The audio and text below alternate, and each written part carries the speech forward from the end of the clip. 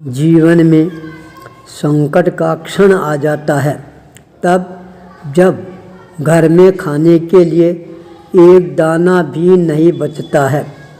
घर वाली ने कहा, मेरे कर्म फूटे हुए हैं जो मैं तेरे पल्ले बंधी, मेरे को लेकर आए। यदि तेरे पास में मेरे को खिलाने के लिए दाने नहीं थे तो मेरे को लेकर आया ही क्यों। पत्नी की ये जलील भरी बातें सुनकर उसका मन है रोने के लिए हो जाता है, पर वह क्या करता, उसके लिए भी कोई उपाय उसको नज़र नहीं आ रहा था। उसने सोचा अब एकमात्र उपाय है भिक्षा मांगना प्रारंभ कर देना चाहिए। वह तत्काल एक झोली तैयार करता है, भिक्षा मांगने के लिए निकल जाता है।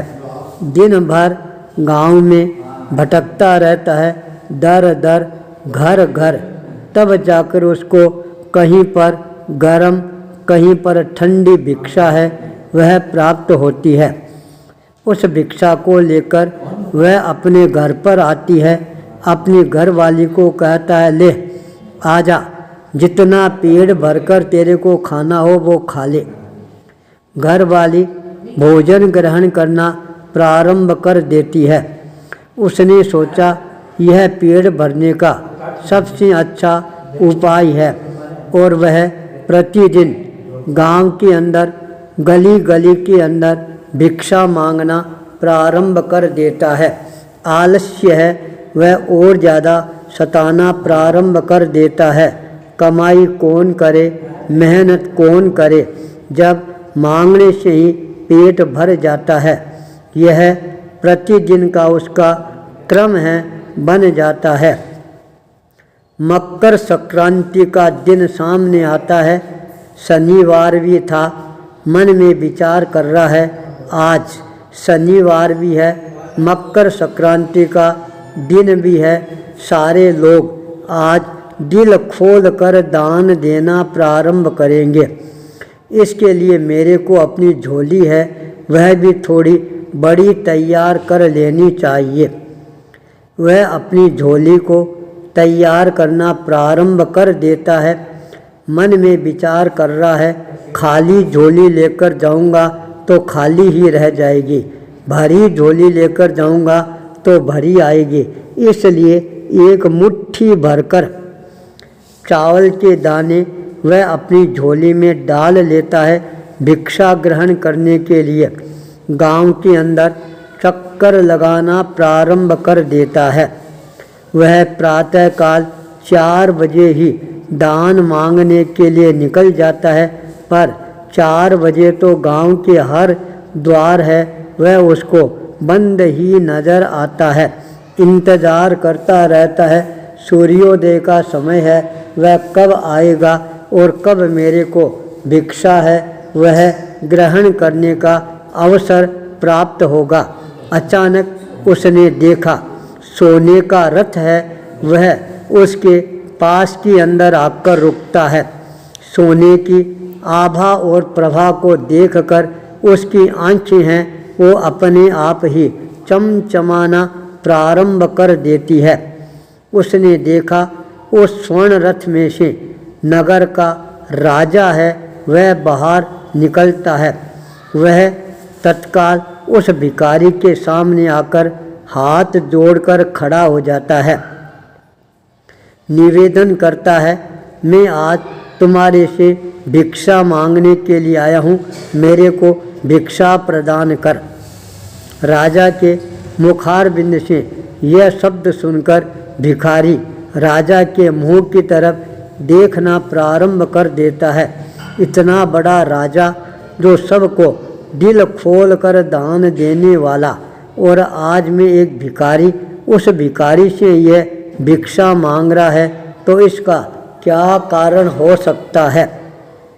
राजा ने अपनी अंतर वेदना प्रकट करते हुए कहा, कल मैं अपनी राज्य सभा में बैठा हुआ था, अचानक बहुत बड़ा ज्योतिषी है वह मेरे दरबार में प्रवेश करता है। उसके चेहरे पर हवाइयाँ उड़ती हुई मेरे को नज़र आती है। मैंने पंडित जी से पूछा, क्या बात है, आपके चेहरे पर इतनी ये उदासी की लकीरें मेरे को क्यों नज़र आ रही है? पंडित जी ने कहा, राजन, ये लकीरें अभी केवल मेरे चेहरे पर है। मेरी बात सुनते ही आपके चेहरे पर भी इससे ज़्यादा गहरी लकीरें खींचनी प्रारंभ हो जाएगी। पंडित जी की बात सुनकर मैं अपने मन में घबरा जाता हूँ। पूछता हूँ, पंडित जी, ऐसी क्या बात है? तब पंडित जी ने मेरे को कहा, देख, मकर संक्रांति का दिन आ रहा है, शनिवार पड़ रहा है, तेरे जीवन के लिए बहुत ही ज़्यादा घातक समय आ रहा है। इस समय को यदि तेरे को बचाना है, घातक समय को निकालना है, तो इसके लिए तेरे को एक उपाय करना पड़ेगा। मैंने डरते हुए पूछा, पंडित जी, क्या उपाय करना होगा? तब पंडित जी ने कहा, तेरे को आज मकर संक्रांति के दिन गांव के अंदर परिभ्रमण करना है और हर घर से भिक्षा मांगना है। और जब तुम सारे गांव से भिक्षा मांग लेगा, जितनी ज़्यादा भिक्षा तेरे में पास में आएगी, उतनी ही ज़्यादा जल्दी तेरा ये जो आने वाला संकट है वह अपने आप ही पलायन करना प्रारंभ कर देगा।